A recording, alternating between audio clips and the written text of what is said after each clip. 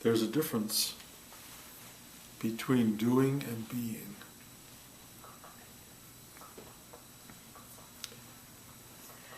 Doing is when there's someone acting, when there's someone to do something. Being just happens.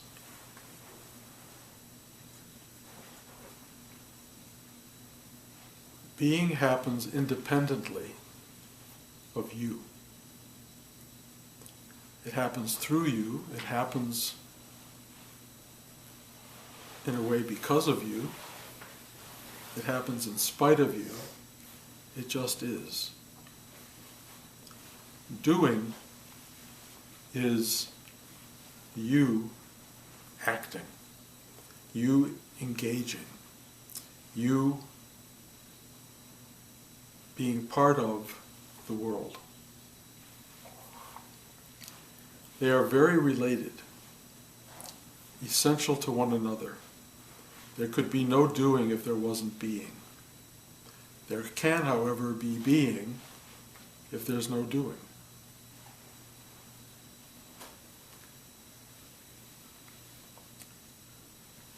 We tend not to measure being very much because it's such a background aspect of our lives. We're just being. We're human being. But we do measure the doing, the action, the accomplishment, the cause and effect. We're very structured to be involved in doing, into measuring it, into succeeding at it. And we're trained from very early on to become effective doers. And in a sense, the history of the world and the history of our own personal lives is the history of what is done. What is built, what is constructed. And there is no real history of being.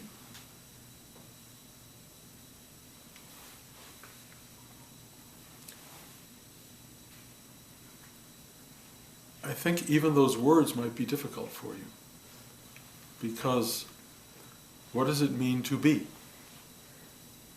Or as Hamlet said, not to be? That is the question. As though one could end being. You can definitely end doing. We do it every day in a sense. We go wash our hands, brush our teeth, we're done, lay down, we're not doing anymore. The most we come into doing is dreaming. And that's not really us so much. I mean, we take it as personal, but it's kind of just happening. Stuff is passing through. Stuff is going on, but we're not engaging it so much unless you have a nightmare or something you really get attracted to. Mostly you just let it happen. But the minute you wake up in the morning, doing starts. Brushing the teeth again, washing up, getting ready for the day, preparing food. All of these things are happening. And in a sense, you believe you're doing them. It sure feels like you're doing them. Who else is washing your hands? Who else is eating that toast or drinking that coffee? Clearly, you appear to be doing all of that stuff. And you are either doing it rather passively. I don't think you sit and worry about how you're washing your hands. Oh my God, am I doing it right? Oh my God, did I get under the fingernails? Or maybe you do. But most of us don't worry our way through washing our hands. We don't worry our way through much of the stuff we do. We just do it. Or in a funny way, it happens. You know, I get in the shower and it's like amazing to me that it's a ballet. It's the same ballet every time. And I'm so fascinated by it because there's a trajectory to it. You know, I don't wash my face first, I wash my face last. Some of you may be different. You know, everybody has a kind of a movement, and it's kind of how you do it. And shaving is like unbelievable. I mean, I've shaved the same way for 50, 60 years. And it's like, you know, it's very specific movements, you know, and I love those movements. They're very familiar to me, but I don't have to think about them. happen. So I could be thinking about a million other things. So in fact, while I'm doing the shaving, my mind is doing the thinking. And thinking is a kind of doing. It's very active. Now I'm going to do this. I'm thinking of what this and doing that, and my mind is completely engaged, and it isn't even aware that I'm shaving. And I know I put the razor down, and the thoughts are still going on, and I get out of the shower, I said, did I shave? You know, it's like you can actually not remember doing something because you're so involved in the mental stuff that's going on. That's, for many people, the real doing. Let's say you're driving the car somewhere. Who's driving that car? Well, you are. But where are you when you're driving the car? Most of us are sort of on the street behind the wheel, doing the robotic attention paying, looking up, you know. But most of us are also listening to the radio, listening to music, or thinking.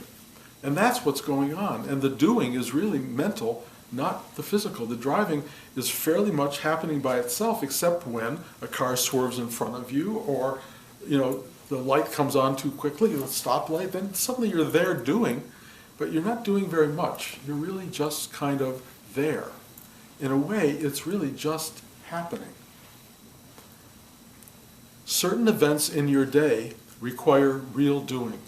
Some of you have physical work to do, like construct something, build something, write something, call someone, answer something. There's stuff to do, and we do it. We all do the stuff we have to do. Some of us make money, most of us, I hope, make money doing. You don't make money for being. Nobody that I know does that except for a few meditation teachers. Mostly, you make money from doing and achieving and accomplishing, and you invest those activities with a lot of emotional weight, a lot of mental activity. They're very involving, they're very powerful. And this idea of doing becomes, in a certain sense, the most important thing about your life. And the idea of not doing something, especially if it means not making money, or not supporting your relationships and your friendships and your power base, not doing is just as powerful as doing. So doing and not doing are really very much related to each other, and they are very engaging, and they do something which is really powerful, which is they involve us emotionally. So that the idea of, oh my God, I've got to do this. Then doing involves something called time. Doing is very time sensitive. So you can't often do something that doesn't have to be completed by a particular time. I mean, there are certain things you can do that are, you know, lifelong endeavors, but most things are, I have to write that letter by Tuesday. I've got to pay that bill by Wednesday. So then there's the problem of time creating tension. And the doing starts to create a kind of sense of worry, anxiety, fear, expectation. It can also create hope. Oh, if I write this screenplay, I'll sell it for $1 million and I won't have any problems anymore. A lot of people I know are into that fantasy. If I just do this, that will happen. And so half the time, they're not even writing the screenplay. They're sitting at McDonald's or a coffee house, and they're going, oh, when I make that $1 million, you know? And they're not writing, they're drinking their coffee, looking out the window, and the doing is not happening. Then there's tension because they're not doing. And then they think, I better do something, I've got to do something. And you write your page or 2 pages, and you go, oh, I did it. I did it. And there's an enormous sense of completion and of gratitude. You made your day worthwhile. You made it worthwhile, you finished the thing you had to do, you earned your right to go home and watch Dancing with the Stars, or whatever you watch, Homeland, or whatever. And that's not really doing for most of us, and it's also not being. What is it to watch Dancing with the Stars? It's a little bit like thinking. It's a little bit like, la, la, la, la. You're doing, you're kind of observing, you're watching. It's an effort of some kind. It's an engagement. It's a very light effort to watch some of these shows, but its passivity is very calming, and your doing is very relaxing, and you feel wonderful. Then you go to bed, and you had a day that's either filled with accomplishment or with nothing. It's disappointing or it's satisfying. Nowadays we're involved in a culture where work is there's a lot of workers and more workers than the work to be done. So people who have work want to hold on to it. People who don't have it want it desperately. People who have it are scared to death that they're going to lose it. People that don't have it are scared to death they'll never get it. So there's an enormous bodily involvement in the world of doing. So now that you all know what doing is, sort of, let's go back to being. Being doesn't involve you very much. It's like showering. It's definitely happening, but you don't have to show up very much. You have to know where the soap is, and you have to know you have an arm and a leg and stuff, and you got to kind of cover it with soap. It's fairly simple. It's just happening. The doing is really very minuscule because it's so easy and programmed and comfortable. So you are hardly engaged, although something real is getting accomplished. Being is just a place where things happen. And it doesn't require a you to be there. And now this is kind of amazing. But you can actually build a building, write a movie, serve people in a restaurant, create a new dish without doing it. I know that sounds crazy, but the best movies I've ever written, I didn't do it. It happened. The most I did was took dictation. I kept hearing the story. It kept forming. It happened. It was happening, and I just took it down. So all I did was type, and that wasn't much different than washing, you know? And it was just happening. It was happening. It was being. Being allowed it to form itself into life. I did not have to have a relationship to it.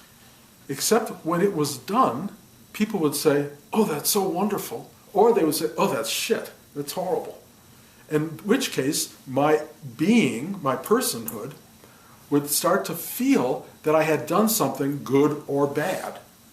And in feeling I had done something, I would take ownership of something I didn't do. It happened, and now my body, my emotions, my physicality is either elated by being loved by whoever read it or being despised by whoever read it. So I would have a relationship, and my whole persona would be formed by something that I didn't do.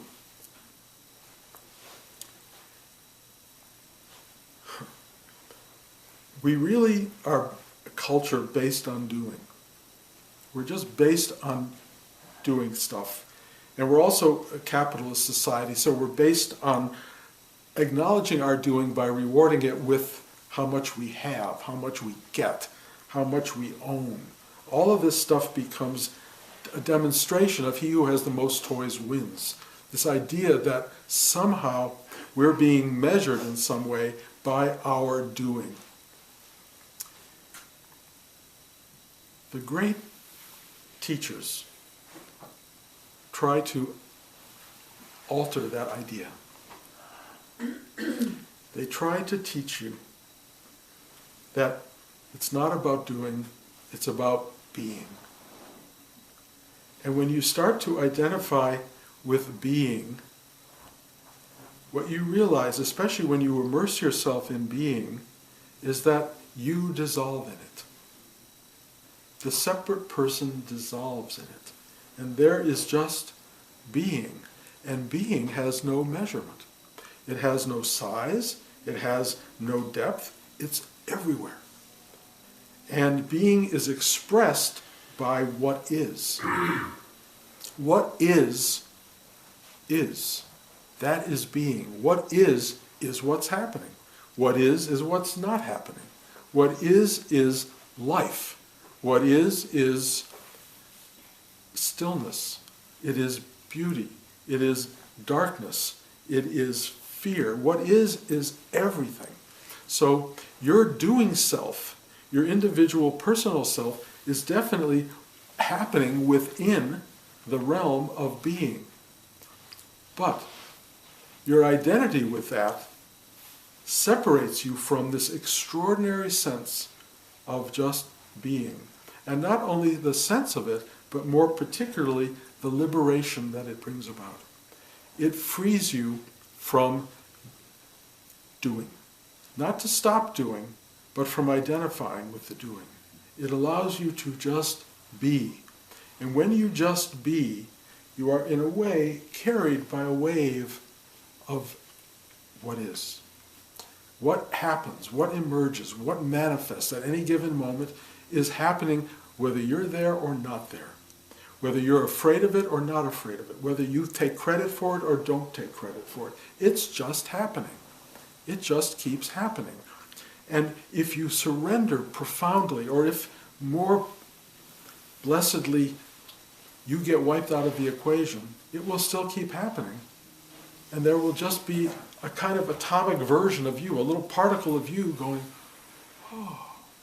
But you don't have to do anything because you realize you're being swept along with the waves of the ocean. You are the waves of the ocean. You are the ocean. Being is what is happening. You are a minuscule, temporary, impermanent manifestation of being. You can take full, unbelievable credit for being. You can walk around and become the most important being on the planet. Nowadays we can call it the Donald Trump on the planet. You can think, oh my God, I am all of this. I am powerful. I have money and fame and recognition, and you can own all this, but it's still very temporary. It's still within the extraordinary vastness of being, and it will wash away like that. Poor Donald Trump. He doesn't know. It's going to go like that. But poor every one of you too, because you're going to wash away so fast. And there will be nothing left except the thing that was always there. Being. Just being. And what is being? Well, there's the question. What is being? No answer would work. No answer will work. And the reason no answer will work is because the only way to get an answer is to be separate. To be a you. To be the part that is doing, is trying to get the answer. The philosopher doer, the scientist doer, are trying to get the answer to what is happening. And the minute you try to get the answer, you're already in trouble. Because as much as you may get an answer, as much as you may get a minuscule or even a brilliant understanding, it's first of all temporal. It's only there for a moment. Even though it may go down in history as an idea, it's still temporal. And also, it's just passing through you. And if there's anyone to own the idea, is already totally limited and in many ways already dead. An idea is an idea. And they're good. Ideas are really valuable, and they help you as a doer try to enter the realm of being. That's the best, really, that an idea can do. Buddha offered us the middle path. Christ said, give up everything and follow me. There are ideas, there are teachings that can help you find your way into simply being, into just being, which involves unbelievable trust, unbelievable not knowing, casting yourself adrift in the sea of being. It's tough. It's tough. Because the ego mind has one essential purpose: to measure how to do things in such a way as to protect you from being. How do I protect myself?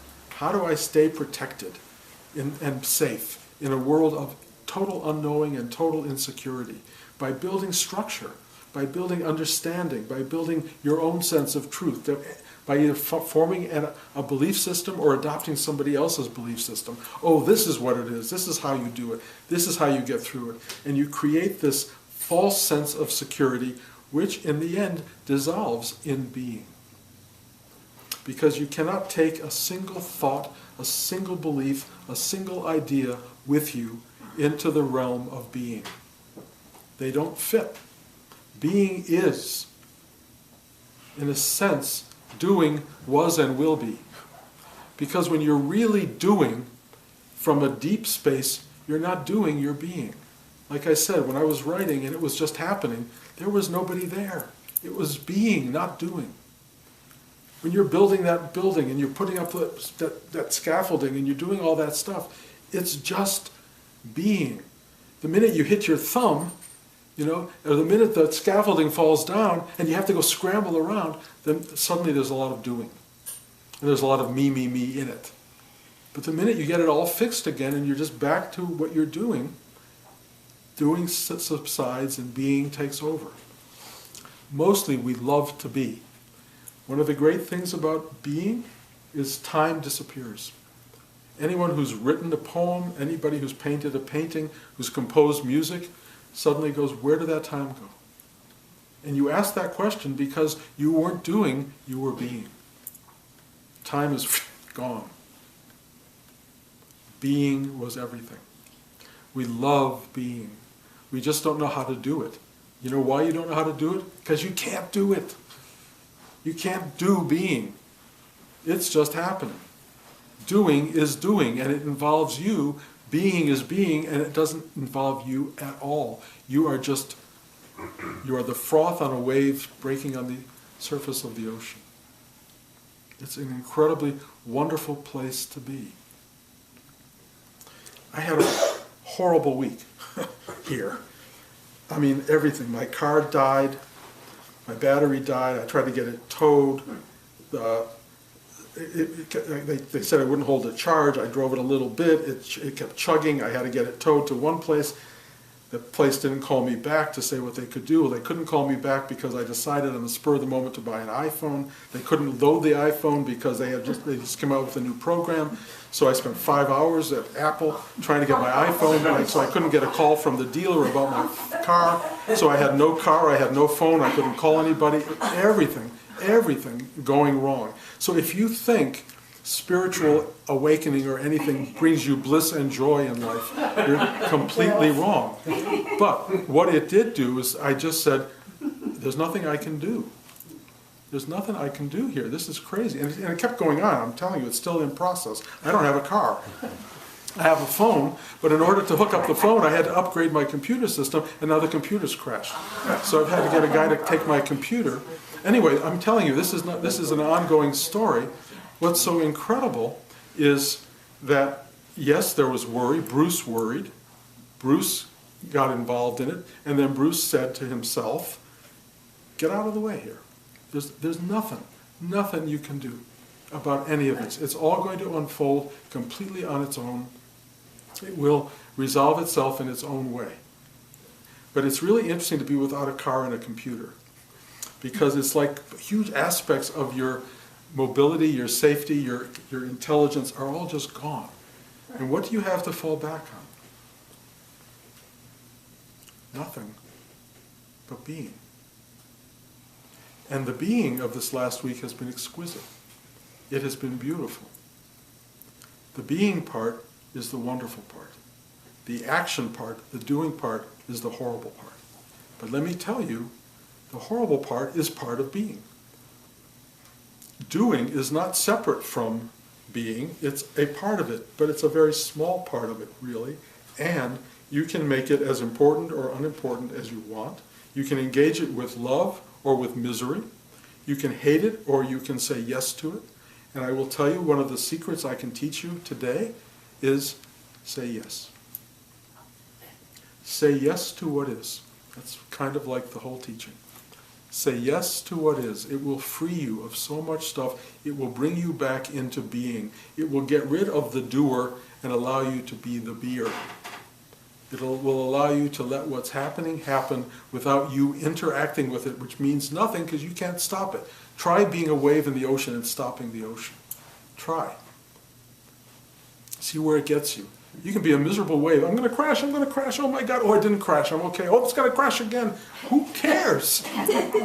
You know, it's your craziness that makes you think every minute is the last minute, and maybe it is the last minute for the doer, for the person, and that's something you need to deal with. We all need to deal with it. And how do you deal with it? The same way you deal with being.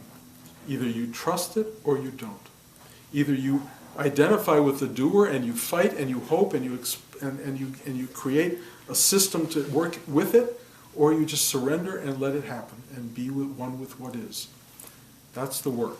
The practice we're doing here teaches you to let go, teaches you to let go. Rudy just said, surrender. Please help me to surrender.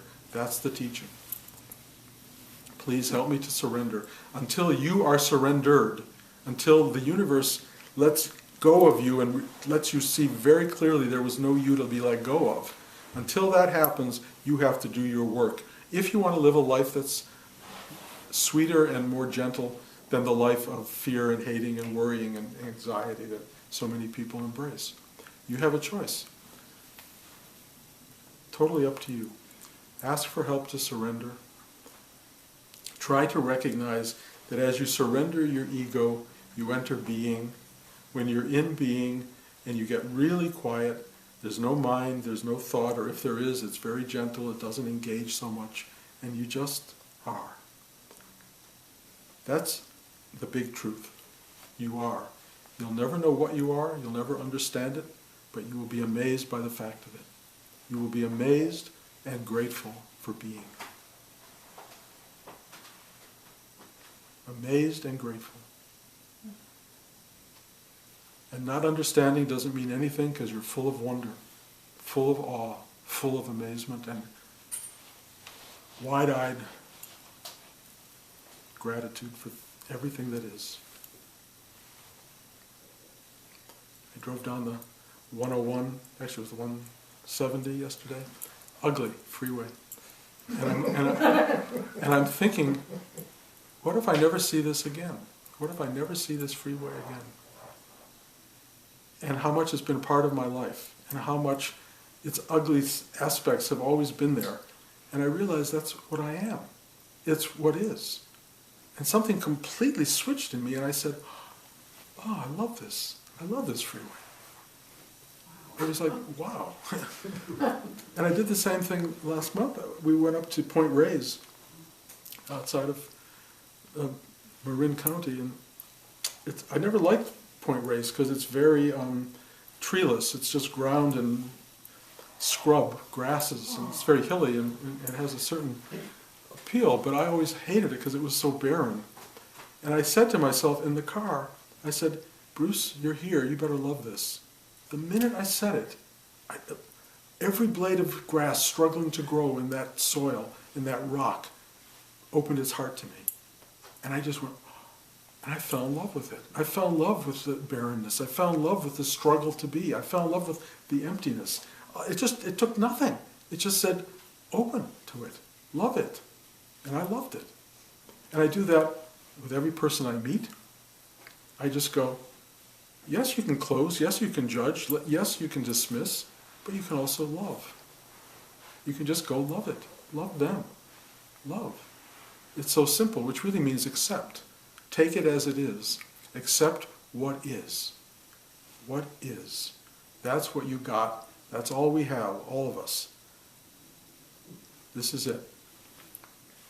Learning to do that will give you a great life, whether you awaken it or enlightened or not enlightened. It kind of doesn't matter. It's a way to live. And it's really beautiful. So keep in mind the difference between being and doing, and try to be as much as possible. Any questions?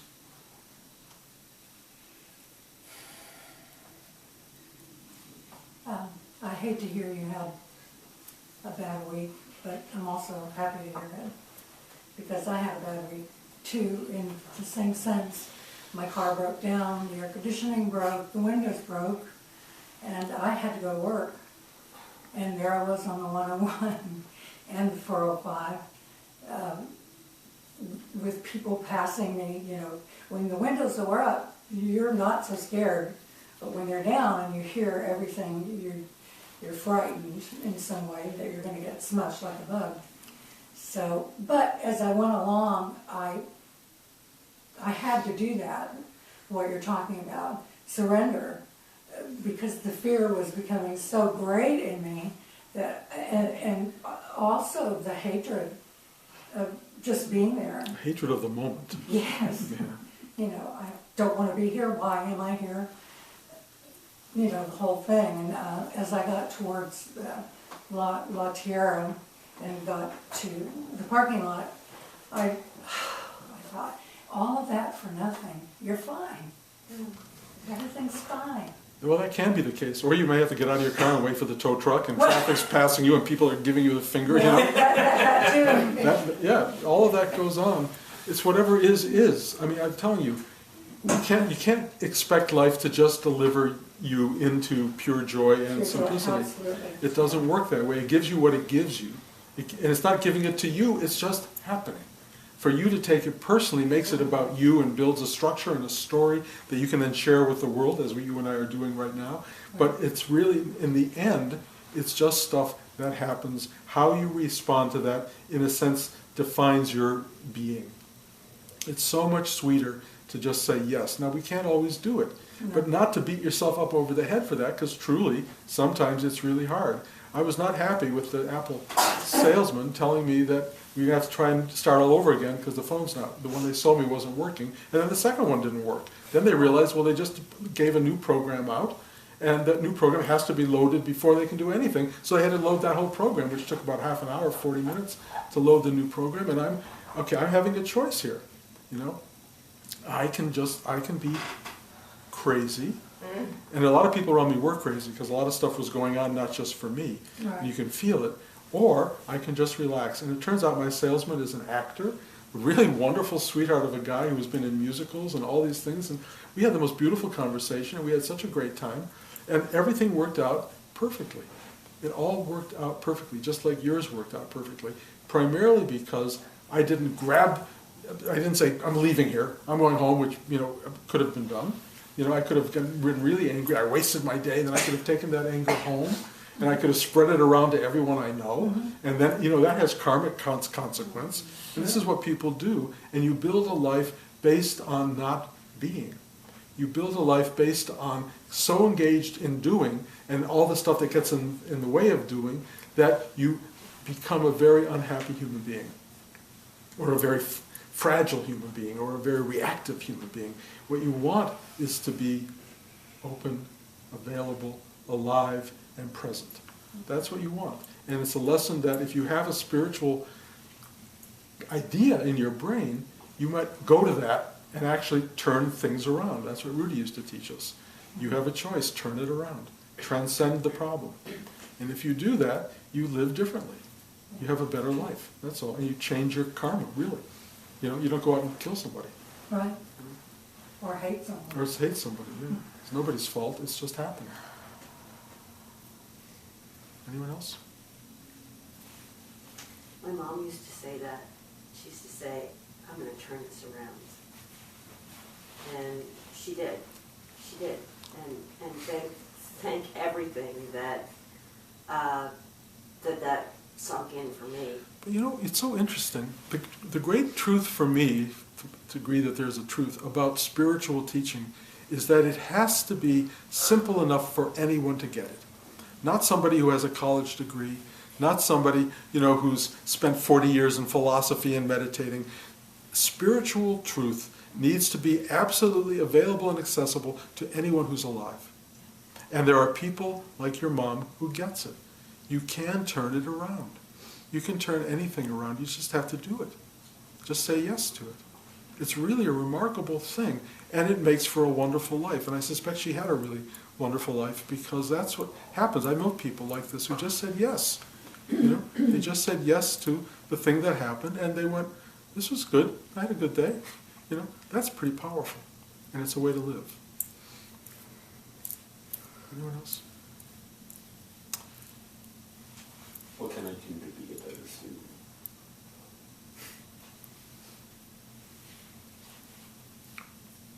Probably not ask questions like that.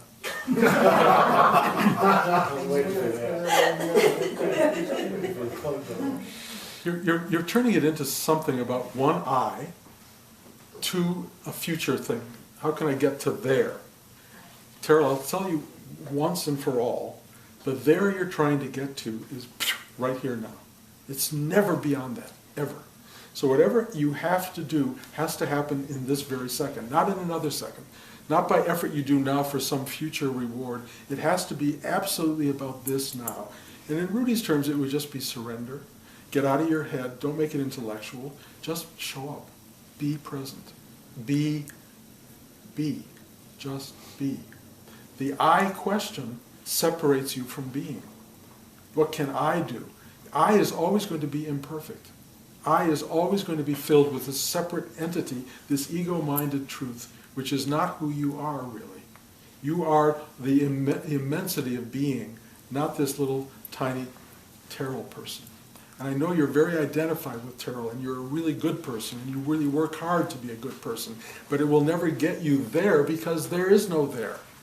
There's no there to get to. This is it. It's never, ever down the road. It's not 2 seconds down the road, 10 years down the road. 80 years of meditating will not get you there because it's only going to happen now. How else could it be? You just be present. Be. Don't do. What can I do to be a better student? Do you hear the word do? Do. There's nothing to do. Stop doing. Be. You will be that. You are that. You are that. You're one of the best students ever.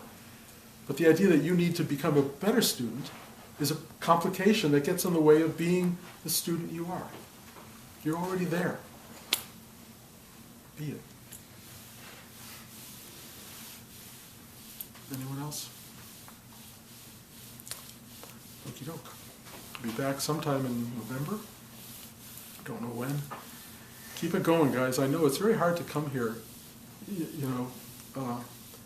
try to sit with somebody once in a while. It's good to be more consistent, to keep the patterning, to sit every day by yourself, to keep this process going. If you try to make this a once a week or once a month phenomenon, it doesn't work quite the same way.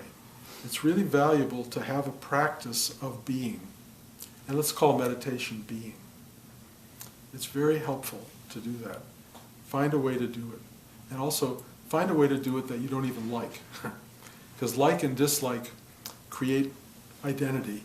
And when you can go beyond your likes and dislikes by doing the thing you don't like, you will become freer of that process. Freer of the you. That's, I only want to do what I like. By going against that, you start to break you down.